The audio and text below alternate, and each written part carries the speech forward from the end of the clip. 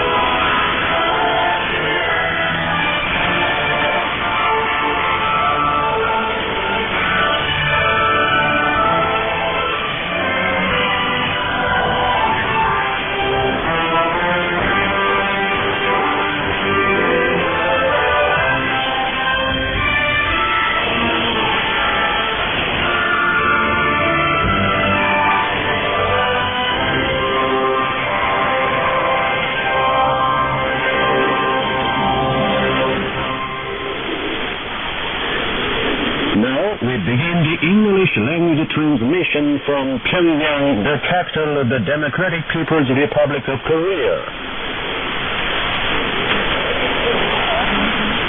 Series of mixed colors. Served General Kim Il-sung.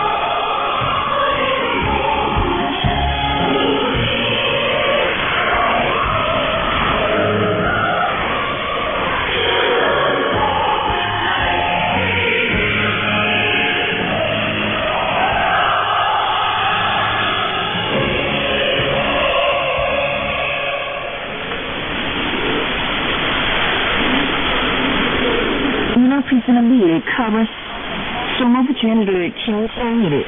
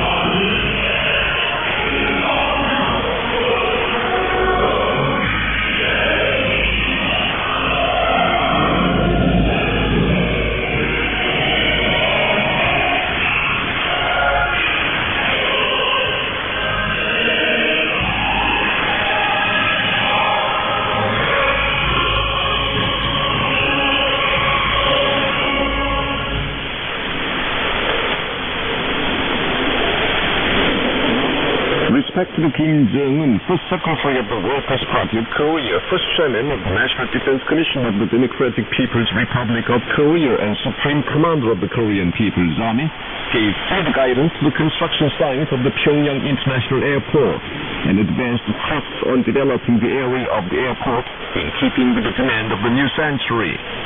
He was accompanied by Park Bong-ju, Hwang Byung-seo, and other senior officials of the party and army. Kim Jong-un went around different places of Terminal 2 of the airport and learned about construction in detail.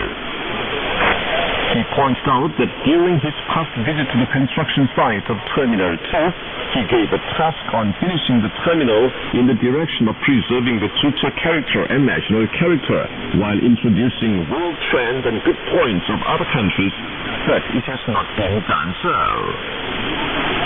Saying we should preserve our charm, our characteristics, and our national character in building our structure, he stressed the need to finish the construction of Terminal 2 as a symbol of Sungun Korea, the face of Korea, and the gateway to Pyongyang, and arrange well and build perfectly the service networks and establishments to ensure greatest convenience of the passengers.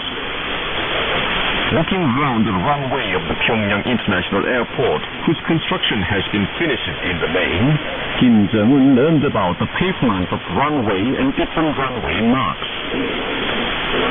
He saw the runway, taxiway, and parking are really wonderful. The flatness has been improved, and all runway marks, including the landing aim mark, touchdown mark, runway access and runway direction mark, have been installed well according to the international regulations for aviation safety. He appreciated that the runway approaching safety zone and the side safety zone, which were wrecked some time ago, had been perfectly rezoned. Looking at the long runway with an air of satisfaction, he said with great pleasure that another new runway has been built, which had been used by Kim Il-sung and Kim Jong-il for the cause of independence against imperialism and the cause of the world revolution, and thus their leadership exploits can be further glorified. Then Kim Jong-un saw another plan of the area of the Pyongyang International Airport and put forth tasks on developing the area in line with the demand of the new century. He presented a plan to build another terminal and runway on the opposite side of the Pyongyang International Airport, now under construction, and link the heart of the capital city with the airport with a rapid transit railway and motorway, and thus turn it into a world standard airport. Kim Jong-un underscored the need to build the area of the airport into a magnificent and luxurious one to show the proud aspects of our social system and the features of a highly civilized country directly. Along with the facelifting of the Sunan area on a modern basis, he said, peculiar greenhouses should be built in the farm fields in Sunan district near the airport, and Tagang-ri and Wonhwa-ri associated with the leadership activities of the great Kim Il-sung and Kim Jong-il, he changed it into world standard farms. He presented talks and ways concerning the development of the area of the Pyongyang International Airport, such as the issue on correctly deciding the order of priority, the issue on designing on the highest level, and the issue on the groundbreaking time and supply of manpower and raw materials. Kim Jong-un expressed the belief that the construction of Terminal 2 of the Pyongyang International Airport would be finished on the level desired by the party, thanks to the vigorous struggle of the soldier builders and active assistance of the cabinet, ministries, and national agencies. Respected Kim Il-sung made public work. Protection of national heritages is a patriotic work to glorify the history and traditions of our nation on October 24th. In the work, Kim Jong-un said, the mausoleum of Kim Il-sung has been wonderfully revered thanks to the noble love of the great Kim Il-sung and Kim Jong-il for the nation and under their wise leadership. As a result, it was clearly proved that the Korean nation, with abandoned its ancestral fathers, has lived as a homogeneous nation with one blood on the same territory from the dawn of the human civilization, and the sacred place of the nation could be built to educate the whole fellow Koreans in the spirit of patriotism. It is a great event of the Korean nation and the brilliant victory of the Twente-based policy on protecting national heritages. In the whole period of Barack Obama's leadership, the great Kim Il-sung and Kim Jong-il attached importance and directed efforts to the protection of national heritages, and thus made the time-honored history and brilliant culture of the Korean nation shine all over the world. President Kim Il-sung corrected one by one the historical problems which had been distorted and gone haywire owing to the great power, chauvinism and flaunches, and thus confirmed that Korea is the cradle of the human culture, and correctly formulated the history of the Korean nation, which has been continuously carried forward through the natural course of the development of history since then in Korea. He put forward a policy on carrying forward and developing the national heritages on a total stand, and saw that many cultural heritages buried in history were newly unearthed and studied, and the relics devastated by foreign aggressors rehabilitated and reconstructed to their original state, and thus handed the cultural heritages created by the ancestors to the people and posterity as treasures of the nation. True to the intention of the President, the great Kim Jong-il correctly evaluated and explained the problems of important significance in correcting the history of Korea, and further glorified the just history of the nation. Kim Jong-un stressed that it is the full aim of the party to honor Korea as a world-standard advanced civilized country and prospering power with long history and brilliant culture, true to the noble intention of Kim Il-sung and Kim Jong-il. He said the protection of national heritages is a patriotic work to defend and exalt the history and traditions of the nation by carrying forward and developing the precious mental and material legacies made by the ancestors. He stressed the need to hold fast to the idea and theory on the protection of national heritages indicated by the great Kim Il-sung and Kim Jong-il as a guideline, and thoroughly apply them. Kim Jong-un said the principle of the Twente character, the principle of fidelity to historical truth, and the principle of scientific accuracy are the basic principles to be consistently maintained in protecting, carrying forward, and developing the national cultural heritages, and advance the task to the purpose. He further said, the historical relics and remains should be preserved and managed in their original state in conformity with the characteristics of the contemporary society and historical period. The precious creations and good manners and customs associated with the resourcefulness and talent of the nation, and which are handed down through generations, should be valued and carried forward and developed in line with the demand of the times. All the sports and living monuments should be protected and managed properly. Even a tree, a blade of grass, and a stone, adding beauty to the scenic spots, should be honored, and the birds and wild animals in the districts of beauty spots be actively protected. History museums and the basis for education in history should be built well, in keeping with the cultural demand of the people and the trend of the times, and educational through them be strengthened. The protection of national heritages should be conducted as a national and all-people work, and put on a scientific basis as demanded by the developing reality.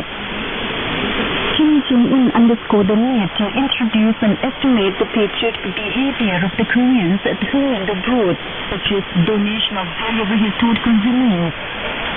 He called for exchanges with the international organizations and other countries.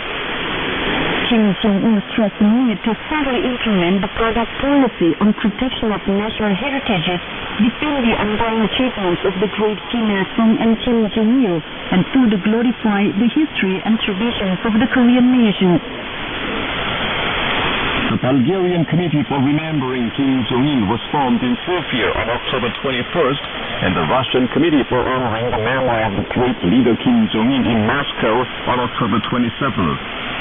The committees decided to widely introduce the revolutionary exploits of the great leader Kim Jong-il in the media, and significantly organize a memorial meeting, seminar on his exploits, photo exhibition, and other political and cultural events on the occasion of the 3rd anniversary of his demise. The great leader Kim Jong-il's famous work, Socialism is a Science, has been studied and disseminated worldwide over the past 20 years. In a little over 3 months after its publication, full text and gist of the famous work were reported by more than 210 mass media in many countries under different titles, including Kim Jong-il confirms the victory of powerful socialism, and the number has increased day by day. Political parties, organizations, and personages of both sections deeply sympathized with the profound idea of the work and made public statements and press statements praising the great Kim Jong-il for his ideological and theoretical exploits and activities to study and disseminate the work, such as seminars, briefings, reading sessions, and lectures were actively conducted on a worldwide scale. The work has displayed its great vitality over the past 20 years, giving fresh vigor to the world socialist movement. The number of the political parties which signed the historic Pyongyang Declaration, "Let us defend and advance the socialist cause," has increased from 70 to more than 280. The memorial meeting, seminar, lecture, photo exhibition, and film show took place in Bangladesh on October the 24th and 25th on the occasion of the 3rd anniversary of the demise of the great leader Kim Jong-il. Displayed at the photo exhibition hall were photographs showing the immortal revolutionary exploits of the great Kim Jong-il. People of the country said that Kim Jong-il is a prominent leader who comprehensively developed in depth the Juche idea and Songun idea created by President Kim Il-sung with his energetic ideological and political activities, and thus rendered immortal services to the human cause of independence. Mosaic murals with smiling portraits and images of the fearlessly great men of Mount Baekdu, Kim Il-sung and Kim Jong-il were unveiled in Buryong County, North Hamgyong Province, and at the Songan Forestry Station in Hwagang Province, and the Hyongjasan Lungna Garment Factory in Pyongyang City. The mosaic murals with the immortal smiling portraits of the great general listeners, "The great leader Comrade Kim Il-sung will always be with us, and the great leader Comrade Kim Jong-il will always be with us," were erected in Buryong County, and the mosaic murals with their benevolent images will hold them in high esteem as the son of Juche forever at the Songan Forestry Station and the Hyongjasan Lungna Garment Factory. Kim Yong-nam, President of the Presidium of the Supreme People's Assembly of the DPRK, on an official goodwill visit to Uganda, had talks with His Excellency Yoweri Kaguta Museveni, President of the Republic of Uganda, at the Presidential Palace on October the 30th. Kim Yong-nam courteously conveyed greetings of respect to Kim Jong-un to His Excellency President Yoweri Kaguta Museveni.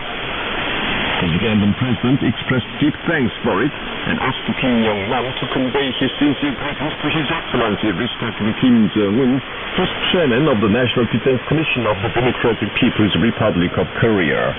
At the talks, both sides exchanged views on developing the friendly and cooperative relations between the two countries and on other issues of mutual concern. That day, the Ugandan President gave a banquet at the Presidential Palace in honor of Presidium President Kim Yong-nam. Kim Yong-nam also met and talked with Rebecca Kadaga, Speaker of the National Assembly, at the building of the National Assembly. Kim Yong-nam, President of the Presidium of the Supreme People's Assembly of the DPRK, on an official goodwill visit to the Republic of Uganda, met and talked with Prime Minister Ruhakana Rugunda at the government building on October 31st. The Ugandan Prime Minister warmly welcomed Kim Yong-nam and expressed a will to further strengthen and develop cooperation between the two countries. That day, infrastructure talks between the Democratic People's Republic of Korea and the Republic of Uganda were held in Kampala. Present at the talks from the Korean side were Kang Ha-guk, Minister of Public Health, Kwon So-gung, Vice Minister of Foreign Affairs, and Soo Gin-bok, Vice Minister of External Economic Relations, and from the Ugandan side were Elioda Tunwe-sige, Minister of State for the Ministry of Public Health, Oriem Okello, Minister of State for the Ministry of Foreign Affairs, and Julius Onen, Permanent Secretary of the Ministry of Trade, Industry and Cooperation. At the talks, Both sides discussed on further strengthening and developing the friendly and cooperative relations between the two countries and some issues for practical cooperation in economic, cultural, and diplomatic fields.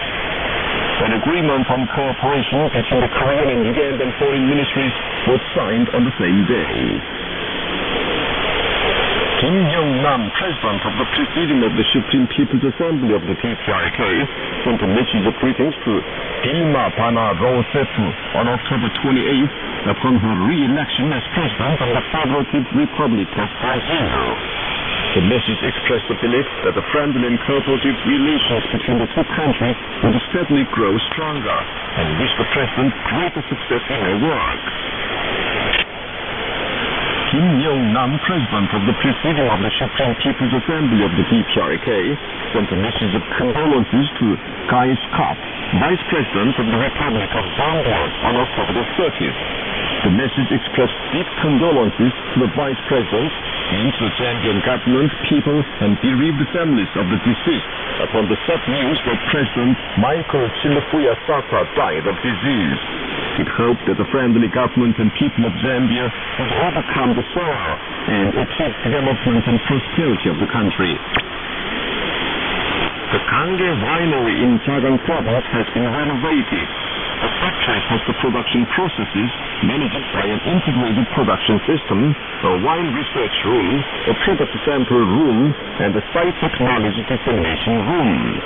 The renovation of the factory makes it possible to triple the production capacity and remarkably raise the quality of products.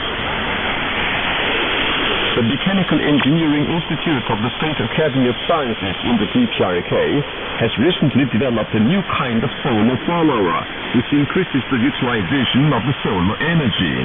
This mechanism makes it possible for trains of solar panels to follow sunlight vertically all the time and further increase absorptivity of the solar energy while automatically following the sun.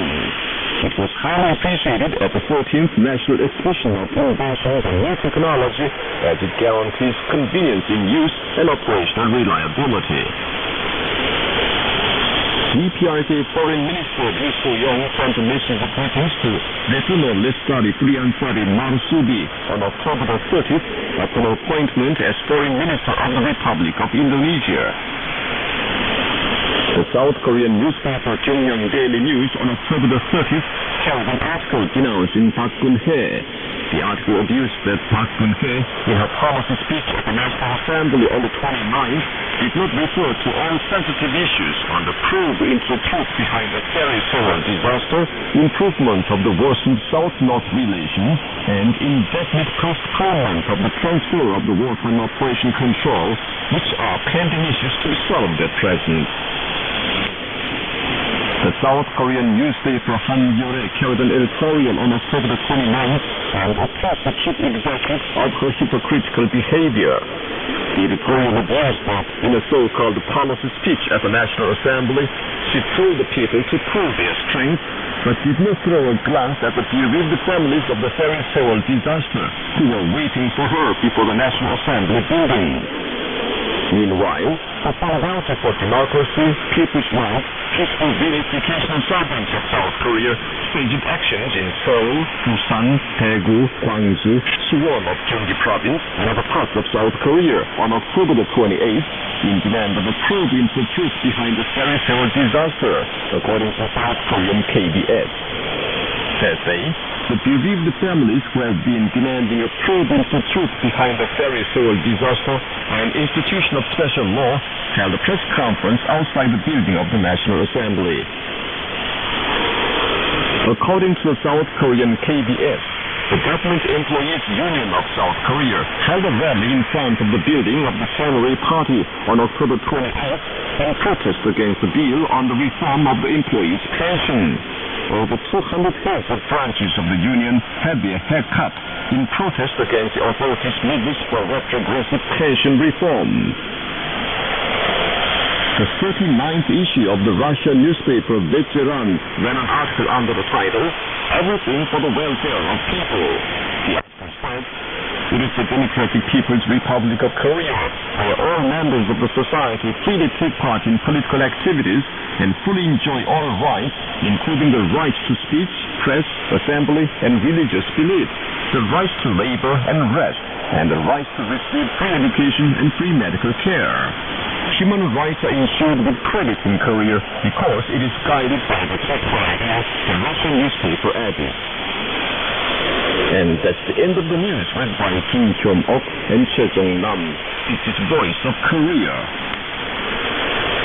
The Daily Rodong Sinmun ran a commentary Saturday under the title, "The Ulterior Plot of the U.S. Argument on Defense of Human Rights Revealed." The commentary said, "The United States professes itself as a human rights judge. No country in the world wants this, and no international organization vests the United States with such right. However, it slanders and interferes in almost all countries every year, according to its drawn-out human rights report. The suspect murder of black people in the United States this year alone is quite enough to understand its human rights situation. The U.S. ruler's argument on the defense of human rights is no more than a crafty trick to conceal the serious human rights situation in the United States. The U.S. human rights argument is in essence an argument for undermining systems of other countries, argument of aggression, and argument for world domination. The United States fabricates human rights issues in order to justify its armed intervention in other countries. It is for the sense of habitual denial of our socialist system, which guarantees genuine human rights of the people and vicious purpose to destroy it, that the United States, the worst human rights violator in the world, maliciously slanders the Democratic People's Republic of Korea. If the United States attempts to grossly violate our sovereignty, maximizing our non-existent so-called human rights issue, we will settle final accounts with the United States with the hitherto consolidated right of Song Yun, the commentary added. That was the commentary under the title, "The Ulterior Plot of the U.S. Argument on Defense of Human Rights Revealed," carried by the Daily Rodong Sinmun on Saturday. This is Voice of Korea. Tomorrow on President Kim Il-sung is together with General Kim Jong-il.